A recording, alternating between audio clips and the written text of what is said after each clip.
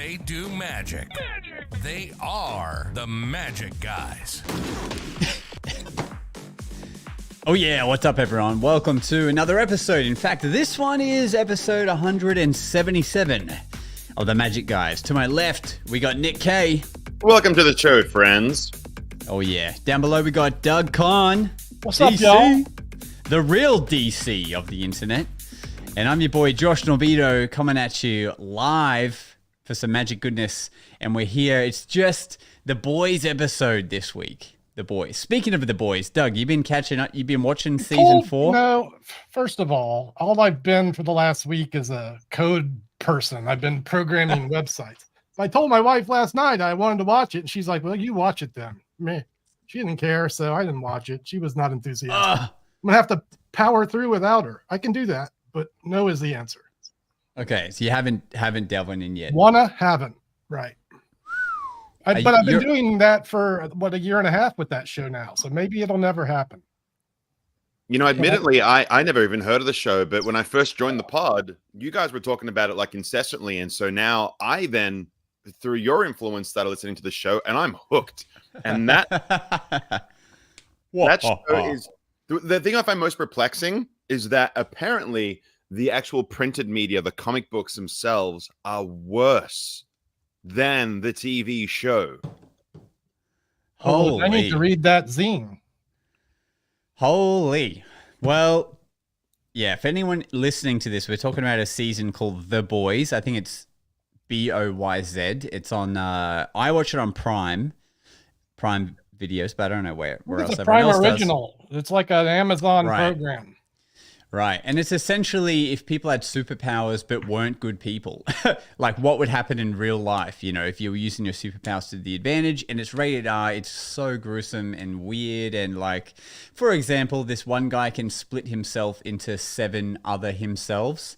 And so imagine a giant centipede of people, but it's all the same person. It's just so weird. Like superheroes with corporate backing.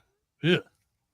Yeah, and if like Superman wasn't a good guy and now the whole world's worried that he's going to just destroy the world, you know, that kind of stuff. It's great. It's so good. Also, I think I've talked about this before, but I'm wearing one right now. These are so good if you wear caps, just to have these on your hat, because you just can get reveals out of them from nothing.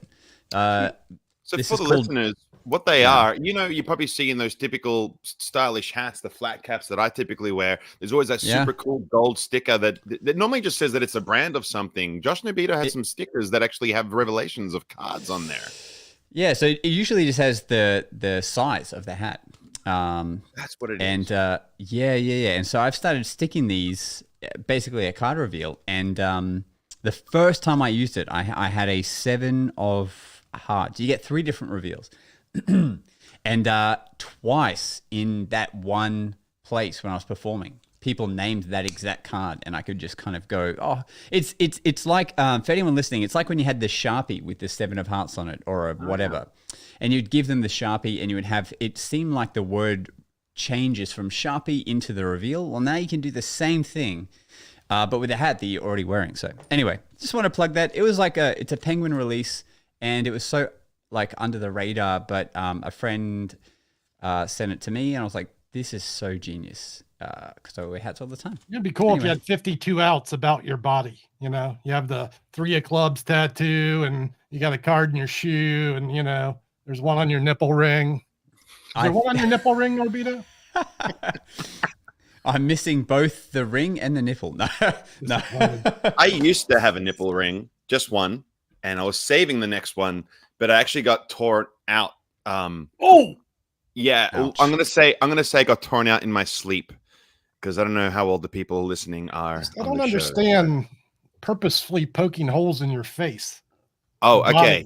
It's not. It's very simple. Okay, so all right, we'll save this for after the chat, you know, because it's Nick's gonna get a lot of people here that don't want to hear about Nick. Great. There's people here that don't want to hear about Nick's nipples, and those people are the ones in our chat. Thanks for joining us, friends. We have Tim Askin. We have our good friend Nick Dragotier. We have Seth Howard. Good to see you, friend. Scotty P. Jimmy's here. Good to see you, bud. Now, thank you all for being here. If you do have questions and so forth, by all means, pop them through. It's good to... someone's tattooed their butthole? No, no. I have your Your name. name. I have your name. I have your name tattooed on my bum. That's really, What? really funny. That's funny. Scotland probably does have that.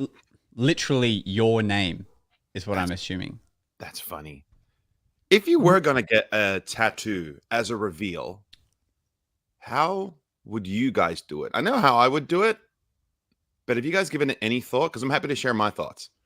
Hang on. Say that again. If you were going to have a reveal. Reveal with a tattoo, because there is some gaff cards where the pipped corner is kind of hidden as you hold it, but you can put it in your mouth as if you're like peeling it off with your teeth, and then show that corner has now got a different revelation, but it's printed in such a way that looks like you've just sort of peeled off a layer of paper, so to speak. But I love the idea of doing that and then pulling back your lip where it's the tattoo is of the previous card. So it's kind of like a transposition. What about one on each eyelid? Like Teller did the contacts, but you close your eyes and have 3 of clubs. Oh. And then boom, there it is. You have to perform like this with your eyeballs open the whole time and be like, are you thinking of a card? Are you thinking of a card? And then just drop one like a pirate. Or you would have to have an eye pack. Going through my bags of swag when people buy stuff from my little magic shop, conjure.com. I send them things. One of the things I ordered last week was some tattoo stickers. So I got these 3 of clubs.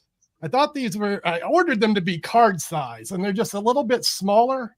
But I think if you had this tattooed on, it looked like a playing card. And I know these have been commercially available. Heck, Penguin Magic might have them. But if you're a good customer at conjure.com, this kind of things you get in your bag sometimes for free. So look, I got a handful of them. Boom. Yeah, it would be cool to the revelations of like thought of celebrities and stuff of that nature. That would be kind of cool, you know? I mean, because ultimately, when a prediction is written down in no matter what format, it's a cool thing. Whether it's written down on a piece of paper, written down on your Instagram, written down on a sticker that's on your hat, or a tattoo on your person. It's kind of a fun thing. Jimmy shared something interesting here where he said... By the way, Jimmy, you got a tattoo. I know you have some. I put one in your bag. It's coming your way. So Jimmy said, I have a squash stick figure with blood on the bottom of my foot. so I might as well put a Queen of Hearts on. Okay, that's it. You can test drive the idea now. You might be at your mailbox this afternoon. The funny things you learn as time goes on. Well, we know our buddy Adam Axford has the corner of a card on his elbow.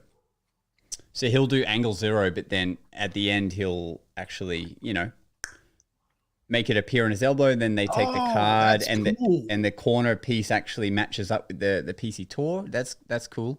Mm-hmm. You know what I like is what's Uri Geller? I love that Uri Geller has a spoon tattooed on his arm. So when he bends his arm, so when someone says, "Can you bend a spoon?" he can just pull out his guns and go, whoop. And he actually has that, which is freaking.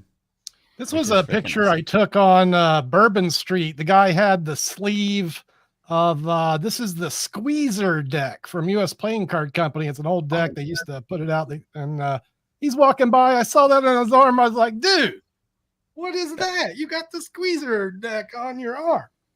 He said, yeah, my grandma used to play cards with these all the time. So I took a snap. Well, speaking of tattoos, Alex Lamb asked an interesting question saying, do you think playing card reveal as a real tattoo is too perfect? I think it's presented. So, for example, if it was like, it would be too perfect if I just said, name a card, and they went 4 of hearts, and you pull up your shirt, and it's there. You put it back down again. You go, name another card, and they go 7 of hearts, and you pull it up, and it's changed. Like, that would be too perfect. I think who are we talking? I think who was I talking to about changing tattoo ink? I think it was Bo Kramer was working with methods that could do that, but obviously maybe a little bit more discreet. Maybe it's just like, an 8 to a 2 or I don't know. I've seen who had the rising card tattoo. I think it was B. Smith put that out. Have you seen that? Man, when that came out, that was insane. Yeah. Like the drawing one, like cardiograph, but on your skin. That was one of the first. That has conviction, right? You see the tattoo and then magic happens and then it's altered permanently or it appears that way. I think that's not too perfect because it's like happening right before their eyes. That was insane. When I first saw that come out as a product, the Yeah. version where you draw the card on your What arm. a trick. Yeah. But then the Two of Hearts comes out and it's got red ink on the heart. I thought that was like the bee's knees. If I could do that, I would be sure to have, world fame. And then I bought it, and I bought the, liquid cement, rubber cement, all the stuff to do it. And then I found out that not all magic works for every person. And I was like, fuck, my skin isn't stretchy enough to actually do this effect. It was full of too much Skinny guy problems. Muscle. But yeah, I was like, God damn it. Skinny guy problems. I could do 10,000 revelations on my bitch tit alone. I'll just be like, look at that. Sweet. And you know what? And speaking of weight, actually, here's a funny thing. Like, we have a guest coming up soon, actually. Good friend Kerry will be joining us, but he and I are in a race to lose weight. And I was down a whole 3 kilograms from starting this expedition. But over the past week, as titled in this episode, Traveling Magicians, I've been lecturing in New Zealand for the past week and catching up with it. It's been great. And I've been hanging out with other magicians and haven't run an absolute muck. I put those 3 kilos back on in a single week. Really? These are traveling problems, man. But will you lose it just as quickly? I mean, you put your mind to it, you get rid of that. I hope so, man. I really do. Like, yeah. But, Were you drinking a lot? You were boozing it up with the boys? Absolutely. I drink a lot. That's what it is. Yeah. You got to stay warm. It's cold over there. It is cold over there. But you know what? It's not even like we were drinking to excess. It was just when you're our good friend Brendan Dooley, who we've interviewed on the podcast before, he mediated everything for me to come over and do a masterclass and do basically 3 of my best lectures and teach the magic clubs and anyone else who wanted to be a part of it, all of my secrets and so forth. But in amongst that, he actually organized this really awesome 6-bedroom Airbnb. Really cool, big place right down on the water. Turns out it was like it was sold the year before for like $3.8 million. So you can sort of just imagine how nice this place was. But what would happen is we would finish doing our lectures for the day, and in true Nick K fashion, it was like, everyone back at my place. And so anyone who wanted to come could come. But it was effectively just a small handful of super, super talented people. I had the pleasure of meeting a gentleman called Greg Chapman. I don't know if you know this name or not. By God, what a cardsmith. Like, he is the king of the most obscure principles in card magic. And he taught me so much about how to run off cards and stack things in real proper gambling environments. As well as that, like a whole bunch of information, stuff that I've never, ever explored before, because I've never explored dice. Have you guys ever messed with dice before? Not personally, no. I'm pretty sure I've seen Doug do a lot of dice work. I've got a sub-minor graduate degree in dice manipulation, but I don't often use it. Was seeing the real work, like the real work, it was phenomenal. What are you talking about? Like throwing control, like controlling the throws, or paddle moves, or stacking dice? What are we doing? 2 in the hand, 1 in the pocket? No, none of the sort of the type of stuff that you would lose empires with if you were to gamble at the table. Those types of moves. None of this sort of like, hey, look at this magic trick. None of it was magic tricks. It was all just like, are you kidding me? Yeah. It was all just like, you are going to lose your money, and I'm going to show you how. Like, it was so amazing. Interesting enough, cardman extraordinaire Ed Marlowe published a great book called Shoot the Works. It was one of his early books, and that has a lot of information on that subject matter if people are interested. Learn how to make money at the casinos by controlling your throws. Like that. I learned something really interesting about Ed Marlowe. So one of the people that I was hanging out with whilst there is a guy called Chihan Yeo. And Chihan is he wouldn't consider himself a professional magician, but his skill set is, because by day he's a lawyer and he is one of the best card guys I know. And the guy just devours books. Like, he's constantly learning, constantly teaching. And he educated me on that trip that you can do like riffle stacking in the hands and not on the table. And so my brain erupted. And in the days I was there and on the flight home, because he and I sat together on the flight home, I was like, Chia, does this work? Check this. I got an idea. And he's just like, trust you to take one idea and just run off into the forest with it and like create a whole new colony. But one thing he told me as we were kind of walking about the lovely city of Auckland was apparently Marlowe had this habit of stealing material, they would say. And when I say stealing material, the way Chihan explained it to me was if he saw something and figured out how it was done, he'd publish it in his own way, saying, hey, I saw this thing and here's how I do it, and publish it. But what would happen is when people were showing him stuff, he had to tell. When he figured something out, he had to tell. And what would happen is the hand he was holding his cigar in would shake. And so Marlowe gets all excited. Yeah, he gets excited and his hand shakes in the second. So what would happen is it'd be the equivalent of this. I show Marlowe something, and if he doesn't know how it's done, he doesn't shake, and I can just stay quiet about it. But if I show him something and then his hand starts to shake, the first thing you say is, let me show you how it's done. Because then he can't go and publish it. So he doesn't come up, write his own method. I thought you were going to say his tell is you see it in his next book. but I guess that's a longer tell.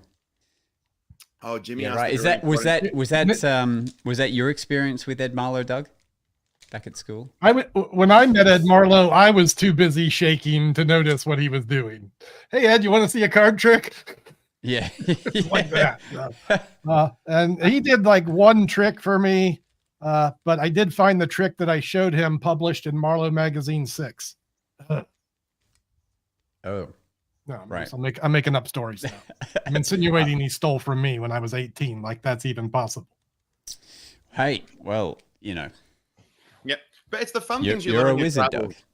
It's a fun thing you learn in your travels, as we are traveling magicians. And of course, you've been traveling a whole bunch as well, Josh, which I want to jump into in just a moment's time. But I was sharing this on my lecture, and I actually gifted my good friend Brendan Dooley. So Jimmy asked a question, which says, serious question, which is why we have to address it. Nick's your guy, Jimmy. He's got How do you guys prevent sweat from pouring down our bald heads? Jimmy, great question. And here's how I do it. I'm holding up a product to the camera. It is called No Sweat Face Antiperspirant. There is a 3M1, which is a gel. It doesn't work as well as that one. This is one, if you just look it up, I'm not sure, depending on where you're located, where you can get it from, but ultimately there are facial antiperspirant type of things you can put on your face. I rub this over my entire melon and my face and everything, and it keeps me dry when I'm performing on my head. And it also minimizes the shine, which we will have if you are greasy or sweaty on stage. Sometimes those spotlights can be very, very like hot and heavy, and you will perspire. And on top of that, it just gives you that little bit of confidence as well, knowing that you're not sweating it in front of people when you are under pressure. So I highly recommend No Sweat Face Antiperspirant. So I hope that answers your question. Now, Josh, you were on the road as well, yeah? Wait a minute. You could also wear a hat and with the hat brim and the sweat absorber in the hat and not take the hat off. I was going to say, rag in your back pocket and just mop it down. That's what I do. Because I sweat more in a hat. I'm just saying there's options. Like I have a couple street-worthy hats that, hold up well in the elements and they have good sweat brims.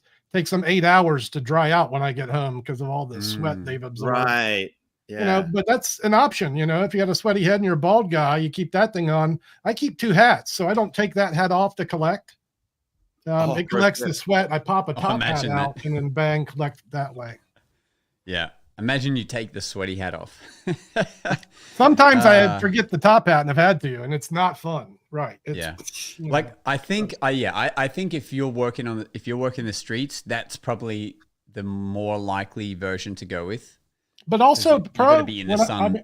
I wear the same hat pro, Yeah. Or I have pro hats for pro work that don't go to the street, but they collect the same sweat.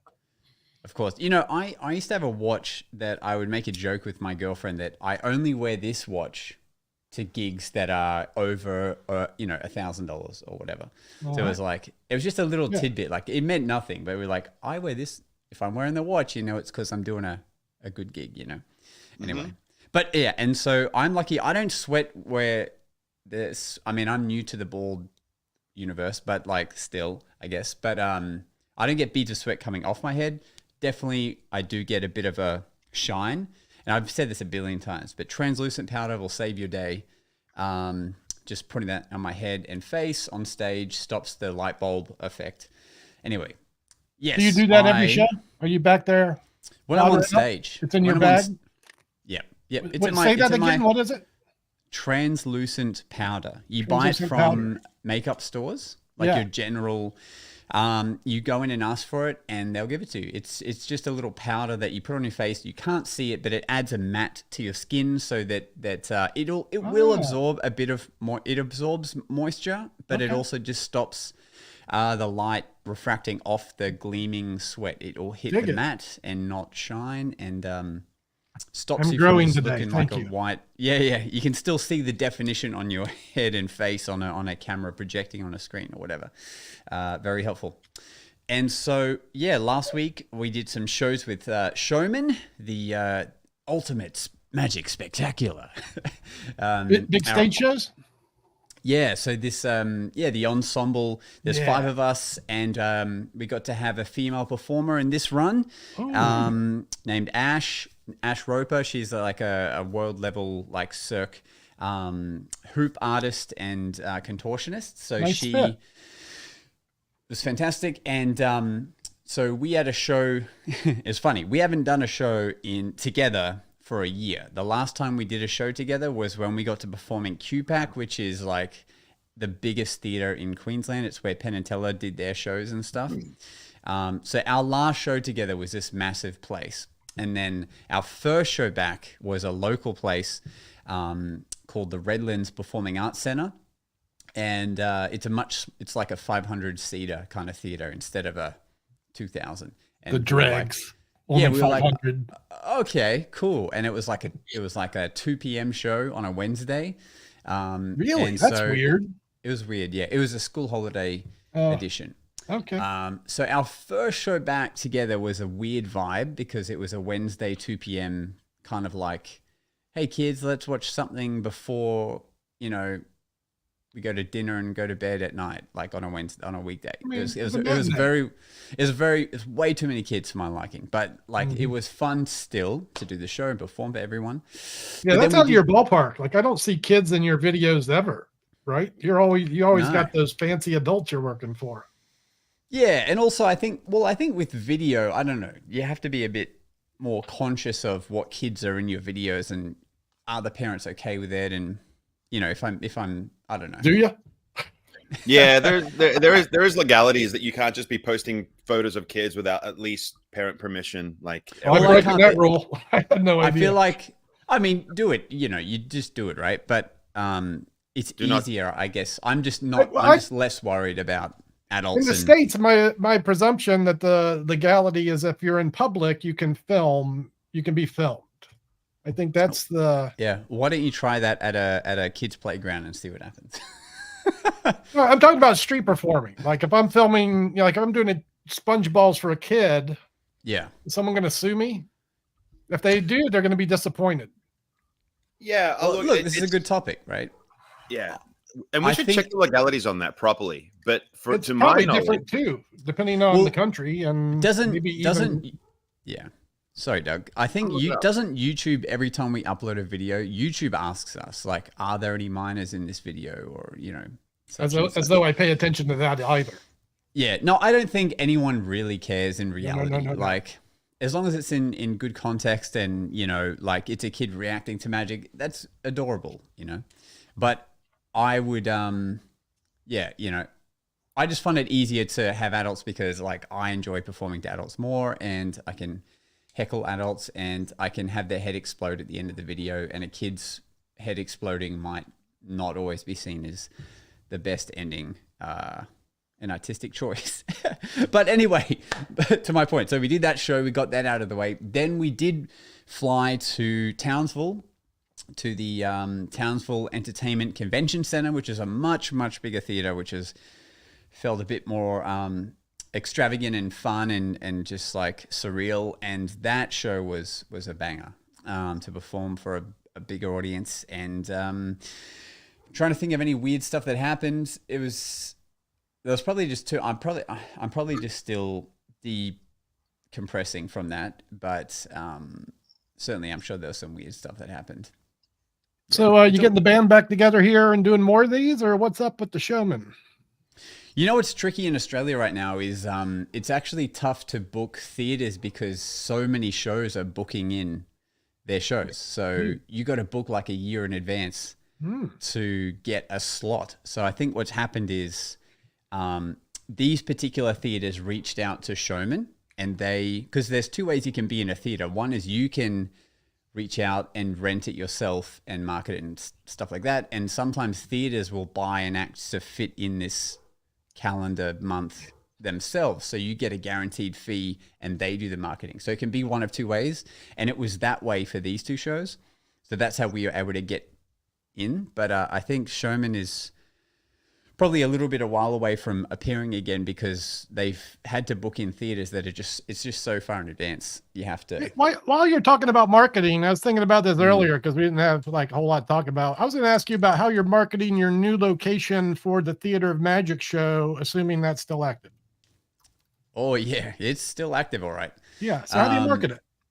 Yeah. Look, fuck, where do I even start? So I'm really fortunate that like I get to do it with two amazing dudes that have their own crazy brains, right? And one of them is Christopher Wayne, which has he produces and writes and markets lots of shows. So he brought a lot of the marketing genius to the table. Right. And so, yeah, so I mean, as a broad statement, a good place is wherever the attention is. So like Facebook ads, if you do a good Facebook ad, that's great, right? Like we had that guy from the San Francisco Magic Show, and he talks about how his marketing team are just spending, thousands of dollars a month on Facebook ads, but it's making sure that his shows are sold out every single week. So that's a massive one. But now we're sort of playing with like influencer pages that have a lot of reach in Brisbane. So having them come to the show, make a video of their experience, just sort of different avenues like that. Look how smart that is. That's where the people are, right? Yeah. So we're just playing with that. And that's brilliant, man. Whew. Talk about next level approach. And that's, and we're just playing, we haven't really cracked it, but we're just sort of, tinkering with that. But definitely, paid ads, if they bring in tickets, then it makes sense to do it. And we've got a few campaigns in the works that we're just trying lots of stuff basically. Yeah, but it's working. It's, I wasn't even at the Theater of Magic last week, and the two shows were sold out. Explain the new locale. You were in a casino, correct? Yeah, right now we're in a casino. Okay. Yeah, so first we were at this place called the Elizabeth Picture Theatre. Then we moved to the Treasury Hotel, which is where we had the pleasure of having Nick come in and magish our muggles in Brisbane.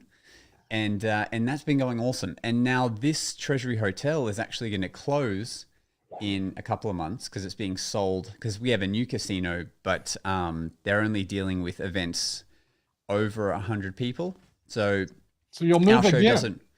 So we're moving again. Now we haven't released it publicly yet, so I can tell you guys off air, but we have found the next location that's just as beautiful for when we move the show to a different place. But it's going well. Yeah, it's definitely not showing any. It's showing no motion of slowing down. That's what I was curious about, because like selling it in one place is different than selling it in another place, and so on. So it's Yeah. Well, every time we've had to move, we've made sure it's been for a benefit, like that it's improving either the show or location or ease for people to get to. Yeah. So it's all exciting stuff. There's actually a show that opened up in Vegas recently that's of a similar nature in that it's a close-up show.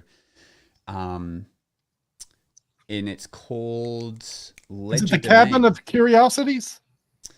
I don't know about that, but I know it's called Ledger Domain, and it is with the guy that hosted Magic Live the year we were there, Nick. Jonathan Lovett. Jonathan Lovett. Love him. Yeah. He's one of the main magicians doing close-up at this new theater they've opened up there. It's I like would a imagine bar. the potential for Vegas to have breakout spots for that. I know there's a couple going on. Dick Losander has a spot.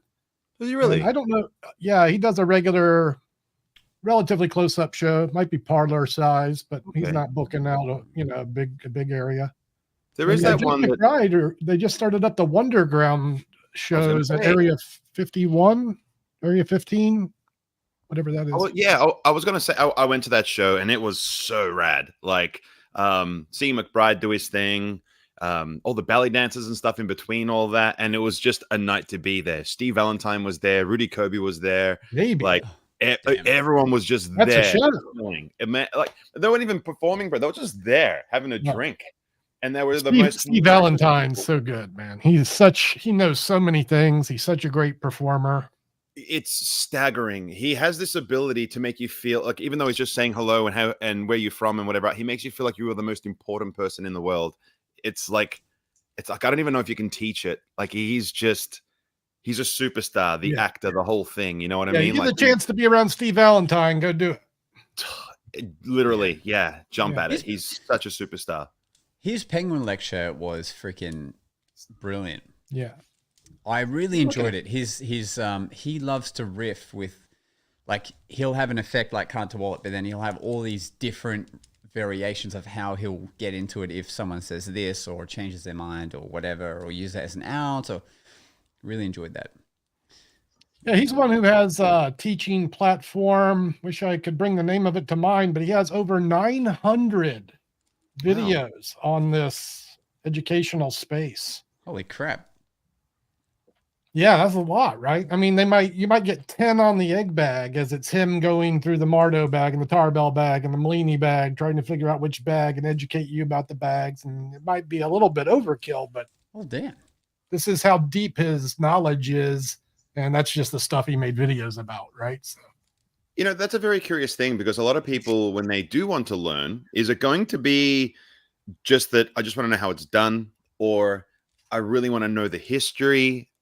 I feel like the way what you would describe kind of covers it all, doesn't it? It's like the more knowledge you have, the better. I just love learning everything about this world of magic, and there's so much I don't know, you know, even to the terms of history. Like, that's why I love us doing these history lessons. Like, I mean, I didn't know anything about Keller and how amazing he was until I did my diligence on him, you know? I've been trying to learn all of magic for 40 years now, and I'm still not even, I don't think, near the tip of the iceberg. So it's just a wonderful art form that's so deep, right?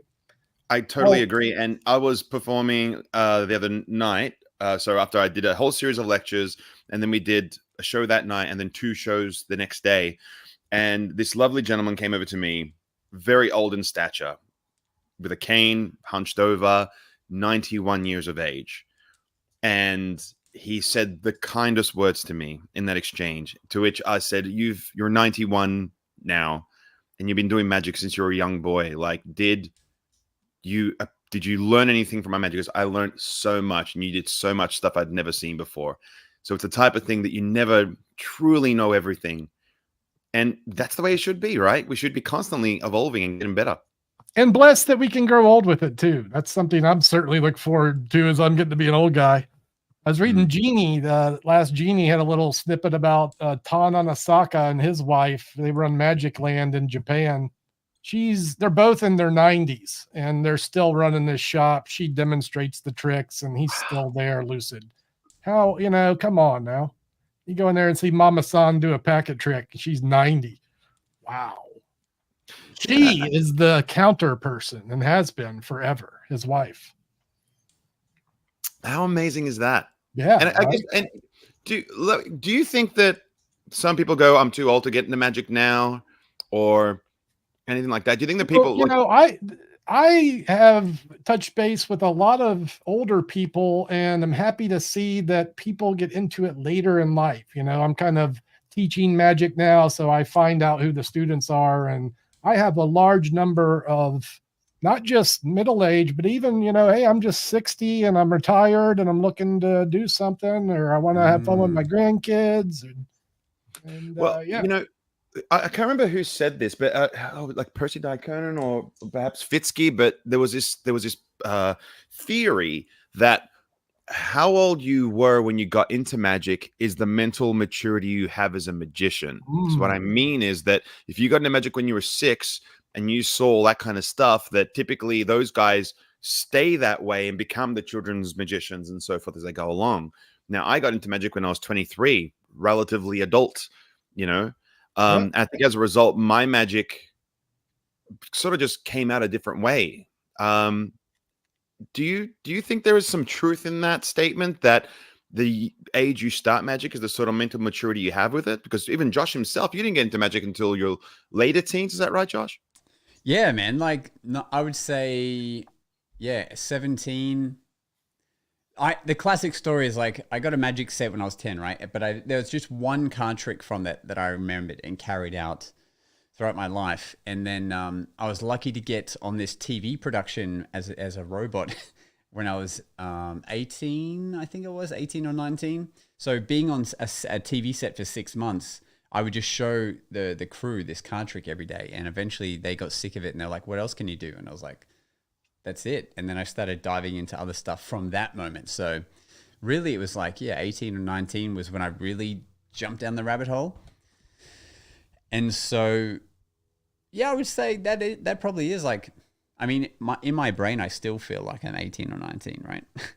Yeah, but as far as community goes, do you see that to be true, Doug, with your students? Do you see that to be true as well? I think children these days have an advantage in that they can learn advanced material on the internet instead of going to the magic shop and being force-fed the material the demonstrator there wants to give them. So when I was young, it was, a young magician is probably going to spend more time floundering, and maybe the youth today have a better path.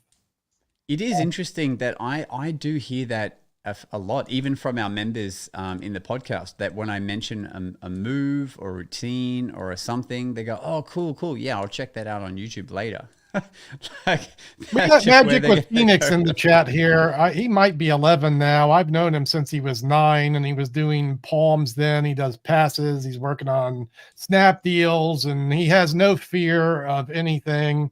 His knowledge probably matches or exceeds the average club member in this city, and he's the future of magic. That's what I call him. So we're blessed with Phoenix. How you doing, Phoenix? And by the way, Phoenix, you get a tattoo. It's in your bag. It's on the way. Oh, look at that. Boom. See if he's still here. I think also the younger you are, probably, I think the more you soak up, the more new stuff you soak up in magic. Because now definitely I'm sort of jaded where I don't have time to soak up as much as I wish I could. That's a really good backlog too. You know what? I really agree with that. Like, so for example, when I was into magic for some time, but the JW grip wasn't on anyone's radar, like the JW grip to be able to hold your hand like this and then produce a coin. So like just to show your hand super empty and then, like that didn't exist. And now all this stuff is being brought forward. So it's kind of great because it now gives people an opportunity to pick up magic where I am at, nearly 40, and they can be practicing and doing the same techniques that I do at the age of 14. Like that is really cool when you think about it, right? Yeah, I have Eric Jones to thank for introducing me to the JW grip in bloody Metal 1, probably. Fun story. Eric Jones did the Melbourne Magic Festival, which Alex has a question about, which we'll touch upon in just a second. But when he did it, I arrived at the festival and he was there, and I shook Eric's hand and I said, "You're the reason I do coin magic. Thank you so much." And he just said, "I'm really sorry about that."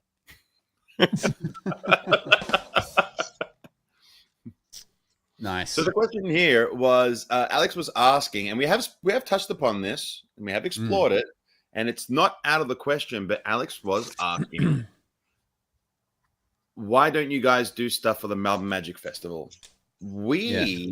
So personally, Nick has done stuff with the Magic Festival every year, right? Like over the last, however it's gone, you've always had your one-man show playing. In the gala night, so Nick is heavily involved because he is in that city. But if you're referring to the podcast, in the scheme of things, the podcast is still pretty new, right? But now that we've had the director, Tim Ellis, on the podcast, that may or may not be our sort of, way of trying to get more involved. So we had him on, he knows about the pod, and we talked about it off air a bit, right? Like, and more importantly, to bring Doug to the land down under, because Doug, there are so many people dying to meet you. Like, it is staggering, You don't have to talk me into this. I'm ready. The wife's ready. The wife has to come with me. That's the deal. You don't have to pay me or anything, but the wife has to get a plane ticket or something. I'm not paying for that. Yeah. So look, this is our master plan. So you just wait and see. Yeah. So it is in the cards, and we will try and formulate a plan and execute it in such a way that not only are Josh and I there, but Daddy Doug comes to Melbourne town and has the opportunity to actually tour around Oz. I think that'll be a good time for all. No doubt. You're going to say that so much that one day Doug's just going to get that tattooed on his chest. Daddy Doug. Daddy. No. That's if I get a tattoo, it won't be that. I might get that squeezer one though. That's pretty cool. Right. Not the spoon? Well, maybe on the other arm. I'll do that way. I have a whole routine. I have a skit. Yes. I do card tricks and mentalism. Yeah. Well, that really blew our minds. Now we're lost for words, aren't we? What else is happening? Well, okay. So obviously we're talking about the notions of traveling. So I'm sure that in our travels, I'm sure that in our travels, we've probably done some interesting performances. Doug, you've traveled far and wide doing fair upon fair and experienced some really cool stuff, and probably been in scenarios where, petting zoo animals have run amok and so forth. Is it worth exploring a gig story related to traveling? I think so. We got to do it. All right, traveling gig stories. This isn't a pro one. It's a magic story. I'm working the Florida Magic convention. This was early 2000s, and no airport. So I had to take a bus in. Got to take the bus in. From New Orleans, this was an 18-hour bus ride. What? Yeah, I guess I could have flown to a city closer and taken the bus, but when I was 20 years old, I didn't think that deeply. I just said, I'll take the bus. I'll practice on the way. For reference, that's how long it's going to take for me to fly to Vegas. So it's an insane amount of time to spend on the trip, and then doubly so when you miss your connecting bus. So now you're stuck at the bus station on the way to the convention, where you're going to lecture the next morning, and the next bus there does not arrive until 6 a.m. and your lecture slots at 9. You have to spend the night in the bus station waiting for that bus to arrive, not sleeping in your hotel, and then continuing on to the event where I killed it. Oh my word. And that's that travel story. I'm surprised that you wouldn't be like, oh crap, I'm stuck here, but I got to do some street shows. Truthfully, I think this was the you know what I did enjoy? It was Miami that they spit me out in. I had a good time and got some Cubans and wandered around the city. I didn't plan on, but 9 hours later, it wasn't fun anymore. But I was young and resilient and, got through it. Got a little story to tell on the Magic Guys podcast now. And that's what it's all about, man. Life is all about the stories you can tell at the end of it. So here's a fun airplane story, if I may. I was flying to Vegas for Magic Live. I think I was in LA for a short while and then bouncing out from LA over to Vegas. And as I get on the plane, in the very front row in business is the late, great Max Maven. And I see Max and I'm like, oh, Max Maven. He's like, hello. He was actually doing the Melbourne Magic Festival earlier that year, so he was familiar with my face and it was good to see him and so forth. But if anyone's flown to LA to Vegas, and I might say this is a broad term, but I will say from my personal experience, every time I've flown into Vegas, it is a rough ride. There is so many high pressure systems and so forth as you're going through that the turbulence is just crazy as you go through Death Valley, appropriately named, because you feel like you're about to die. Now, this particular time that we were going to Vegas, the plane was thumping up and down like you would not believe, and everyone was freaking out and screaming and crying. My student was next to me, and she was crying as well. And I just turned to her, and I said, relax, man. If the plane was going to go down, Max would have seen it. Yeah. Good stuff. And so And so we laughed about it, right? We land, everything's great. And I wanted to, and then Max, like just jetted off and I didn't see him afterwards. But when we flew in, they actually lost my luggage. It was a whole thing. And, I'm sitting there at the alligator bar and people are coming. I'm in my pajamas, mind you, because I was traveling in my like tracksuit wear. And everyone's coming over being like, oh, I flew 4 hours to get here. And I was just like, I will headbutt you so hard if you complain about the 22 hours that I've been in the air. So yeah, That's after all that, yeah, oh dude, it was a lot. Yeah. The 20 hours to get there, whatever it was. But I was telling him about the turbulence, and I said that the whole story, blah blah blah. Max Maven, for those of you unaware, probably one of the greatest mentalists in the world or ever existed, and one of the most knowledgeable magicians to ever, probably the most knowledgeable, and Amen. a big time wrestling fan. Wrestling fan. He liked the theater. Oh wow, Nice. that's cool. So yeah, anyway, so they were like, you have to tell him. So I ended up bumping into him again during Magic Live, and I told him, and he laughed real hard, and he was like, in that beautiful voice he has, is like, I'm going to put that in my article type of voice that he has. Of course. Sheesh. Well, every time, I don't know how you guys like to do it going to Vegas, but every time I go to Vegas, I land in LAX and then I rent a car, like a Mustang or something, and I drive through the mountains and stuff to Vegas. I've always wanted to do that. Is it awesome? It's awesome because it's just a straight fucking road. It's like 3 hours, right? That's probably quicker than taking the flight. It's less messing around, I feel, and it's just 3 to 4 hours because you'll stop and whatever along the way. But yeah, you just cruise on in.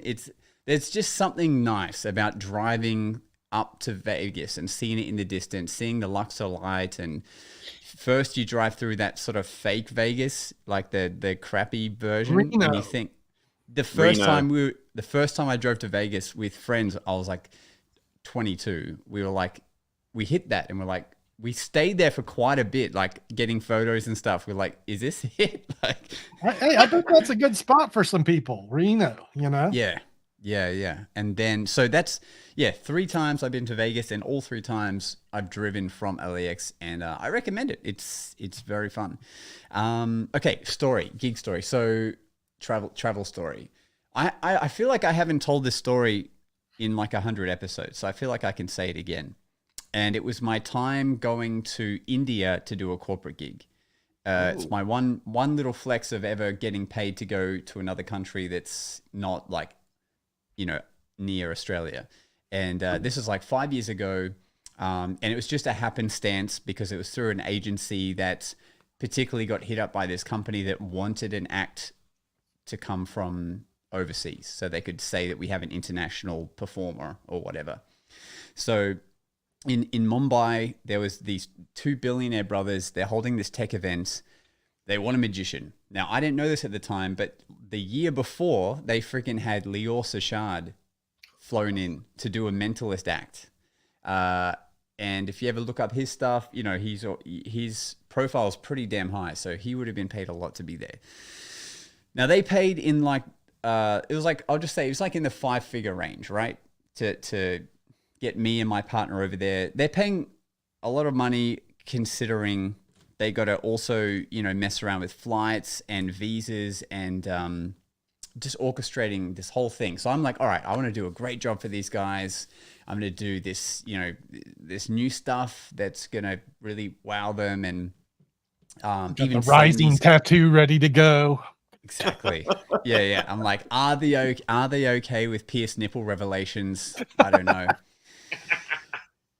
And it was a whole thing. I made a vlog about my India trip that's on YouTube somewhere, and it was a whole experience just going to another country in the beginning. Like, you're like, is the audience going to know English?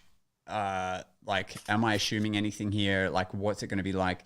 So we're staying in a 5-star hotel. So you go in the hotel and it feels like you're at like a corporate gig in the Gold Coast. So that was pretty cool. But it was a whole thing. Like they had a team literally building the stage that day. Like the stage that they used didn't exist anywhere in the hotel. They literally brought in planks of wood and the coating and paint, everything, and they nailed. And there was a guy with no shoes on, using 1 foot to hold a piece of wood still while he sawed it with his other hand, like no shoes on. There's like a barefoot here and a saw here.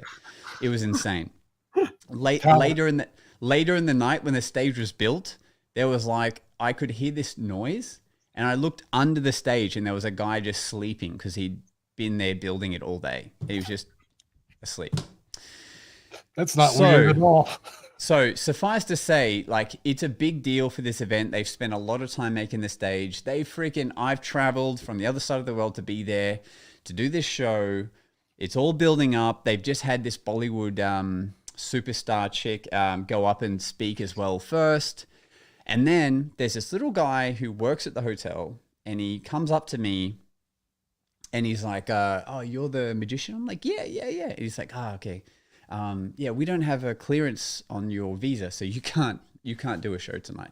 And I just laugh at him. I'm just like, yeah, that's funny, man. Like, I don't get your humor. You're a bit weird, but that's cool.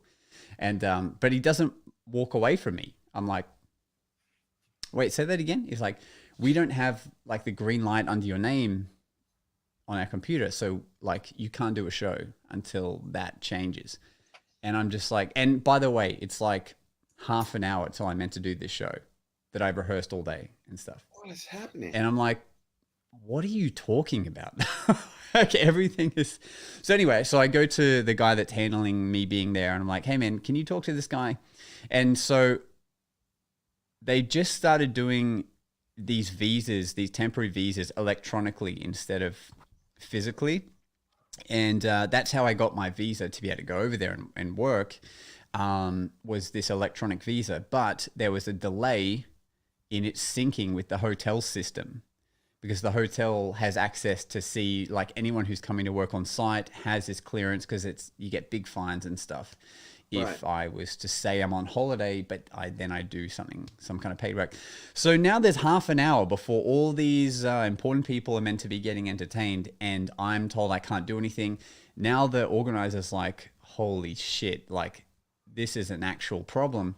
So they go and tell the billionaire brothers of what's going on, and they freaking call the owners of this massive hotel. Of course, they're friends with... it's like a Hilton or something, it's like a big chain, but they're like, we know who owns this place. And they call them. It's a whole thing. It gets to the point where they're like, it's like 5 minutes before I'm meant to do my show. They're like, we're so sorry, we can't get clearance, so we're not going to do your show.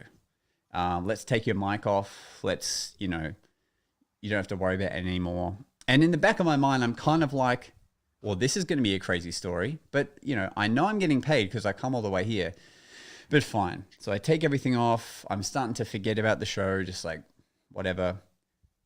2 minutes before the show, they've run back to me. Oh no. They're like, put the mic back on.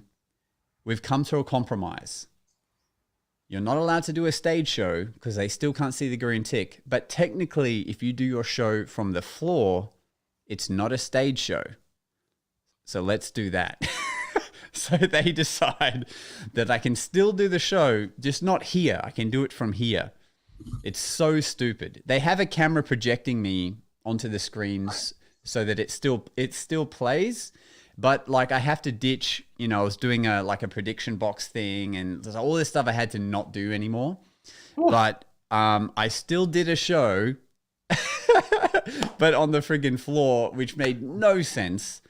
And it was just such a whirlwind of an experience. And that's my story. That is quite an epic story, man. Like, that's considering a cool that they considered the thing that was being, by barefoot tradesmen, a stage. Very, very funny, like what legality says that's a stage? You know what I mean? Like, that's insane. But you allow the guy sleeping underneath the performers, but not the performers themselves. People can use their barefoot to saw wood in half. Exactly. But you're worried about me. I saw a video of a guy sawing chicken with his toenail. I saw, man. What? Yeah, and have you seen the one where he was making chicken and he was cutting it with his toenail? Yeah. He's got this toenail, and it looks like he's a velociraptor. And he's Have you seen it? Oh, bro, there's a song behind it, and it's like washing my hands in your food, washing my hands in your food, and it's just all Indian street cuisine being done, and they're just washing their hands like into like all the rice and Who stuff like needs a that. knife? You don't need a knife. Yeah, but his toenail Holy. is so sharp and so like weird that he's just cutting chunks of chicken with it like this, like he's. I'm sure that Dylan's gonna end up making a video about it. It's disgusting. You want a bite? You don't want a Or, bite? or Scotty P. Or Scotty P could jump in here. Oh, it's epic. But so on the topic of traveling, do you guys have any pro tips for when you are traveling as a magician, whether you're going for fun or for a gig? What are I your tell you pro what, my number one tip for the plane is one of these bad boys. If it will let me. Come That's on. That's a doodad that holds your phone. Yeah, man. So you sit it on the tray table, and you can watch all of your. It shouldn't even be tracking my face. Yeah, so you can sit it on the tray table, and your phone just clicks into it, and you can watch all your shows. Saves your wrist from getting sore from doing this all the time. That's one tip, but that's not magic related, is it? But it's definitely a tip. It's a travel tip. I'm talking about travel tips. Sick. Like So that's definitely a travel tip. Yeah. That and a power bank. Those two things, change your life when you're traveling. nice. I think neck pillows are really important for long distance travel, even short travel. Any opportunity to nap, you should take. And I couldn't find my neck pillow. It's probably like tucked away with all my snow gear, but I was. And I didn't have the capacity to pull everything out and dig it up just with the time restraint I had. So I just went and bought another one. But that neck pillow is the most wonderful thing. It's basically like when you see those people in car accidents and it like holds them in a full neck brace. It's that. Yeah. Air tag everything. Pro tip from Drago Tier 1, aka our good friend Nick. That is, Alex Lamb, you nailed it, buddy. Noise canceling headphones. Pro tip when traveling. That is a very good travel tip. Just having your silence and your space. I think because by nature, most magicians tend to be outgoing introverts. You kind of need that little quietness. What's a jumper? Bring a jumper on board. A hoodie, a sweater. A hoodie, Oh. a sweater. Jumper. Aussie talk. More You knowledge. don't call it a Thank jumper. You. No, it's a hoodie. I don't know jumper. What's that? Now I know. What do you call it? A sweater? A hoodie, a sweater? Yeah, a jumper. You've never called it a jumper? Never. No. I thought he might have a friend he brings on the plane so they jump out instead of him. I don't know what a jumper is. No, dude, you got to jump. I'm not going. You got to, just in case. Make sure you bring your parachute, buddy. Bring a jumper. I don't even know what that was. What about when you're going for gigs? Do you always keep like stuff on your carry-on that you could do a show with in case you do lose your luggage, or it's delayed? I will do everything I can to keep all of my show on the carry-on. I will do everything I can to keep it in there. Yeah, I've mentioned this once before, but if you were traveling to 2 locations in a 24-hour space, because I had to do one show in Adelaide and then one show in Townsville, and these 2 locations are like a 2-hour flight and then a 5-hour flight. So, but what happened was if I'd put my show in my check-in luggage, the check-in luggage went straight to Townsville. Well, it was going to go straight to Townsville, but thankfully, the lady, when I was checking myself in, she goes, "Does this luggage need to go to blah? Can it go direct?" And I was like, "Oh," and she goes, "Well, just so you know that this is what normally happens." And I was like, "Whew, thank goodness," because if my show was in there, I'd have been in trouble. Yeah. Risky.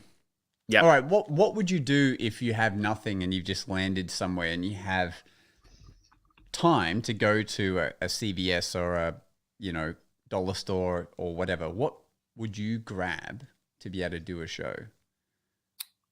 Maybe let's go roving, and let's go if you had to do a 20-minute stage. Okay. Roving, I would just need 3 coins and 1 pack of cards, and I'm good for 3 hours. Done. That's easy as pie. Okay.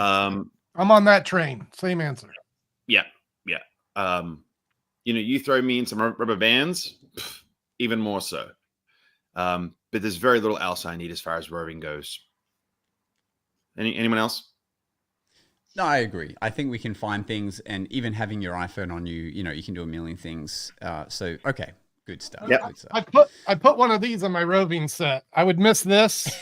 Yeah, that's going to be Oh, tricky to inflatable replace. one, but whatever. A 6-foot magical wand. Yeah. Yeah. All right, A Doug. Sharpie. Yeah. Yeah. The guys are saying Sharpie. What would you be looking for stage, Doug, if you were doing a set? Find me some rope if I could, for sure. If Mm. I get me some fruit, I could do a Bill and Lemon, and probably at the end of a cup and ball routine. Maybe I buy some solo cups, some aluminum foil to make the balls out of, and just cards and cups. I could do a good 20, maybe 30 minutes with that. But if I get some rope and use a little phone magic and maybe some minimalism with some paper, I could get by. So could you do a Bill and Lemon with just not having anything on you already and going to buy the lemon? Yeah, I used to shine on Carney's fruit cup routine, which is a Bill and Lemon, very much at the bar. You just jam a hole in a lemon and stick a Bill in there. It's a torn corner, and it's like a chop cup style cup and ball that ends with the fruit production. I'd probably go multiple cups for stage and, drag that out a little bit longer. Yeah. I have a friend, Gareth Bell, who will only do borrowed objects for his cup and ball routine. I feel it's stronger that way, certainly in an impromptu environment. Entirely impromptu. I think at most he might donate like the balls for the routine and have the wand, but I'm pretty sure that everything else he takes. But he told me stories of there was like a whole stack of like beautiful teacups, Chinese teacups, and it was like $1,000 set. There was like a whoopsie and a break, but I might be exaggerating the amount or whatever else, but it got close to breaking or something. But I remember him telling me that story some long time ago. I think he's in the chat actually. He does sound sexy. Gareth. He's one of my most favorite people ever. But yeah, I think that if I had to, here's the thing. This is a very good way to think, because I know there's many times where you've packed your stuff or thought you packed your stuff. Then you get to the gig and you crack open your kit and you're like, oh crap, I forgot my gaff book that I was going to use for my book test,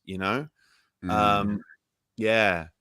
But I think that, like you said, good piece of rope, fruit. Yeah.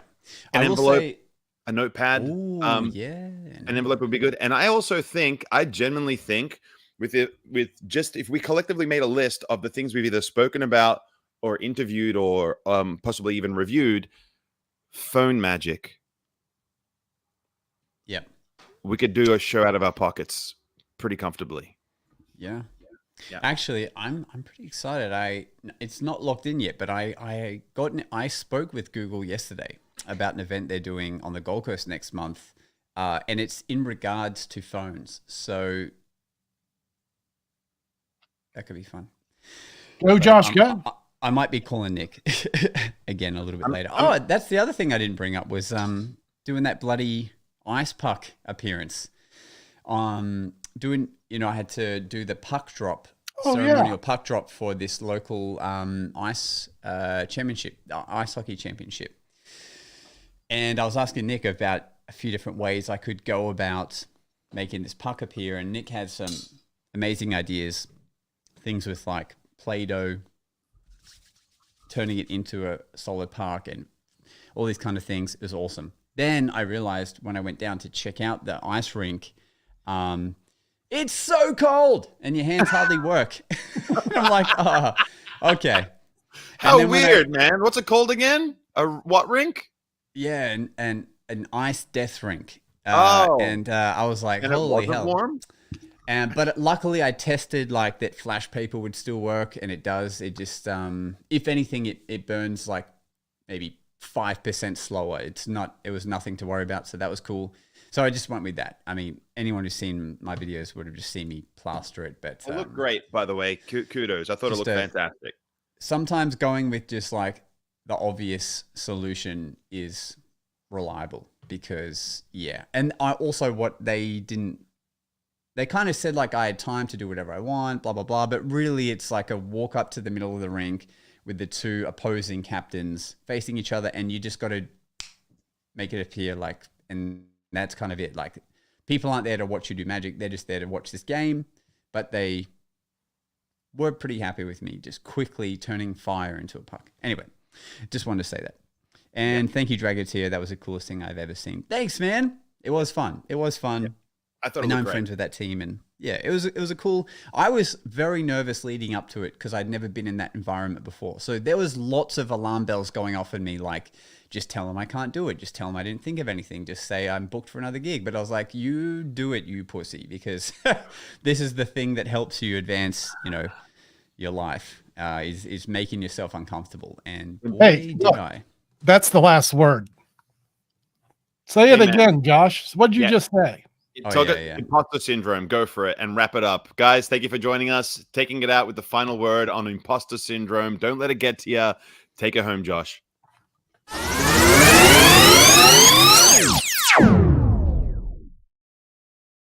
So you get that feeling. You get asked to do a new show, or maybe it's the first time you're going to go on stage, or you're going to go on TV, and you just feel like, I shouldn't be here.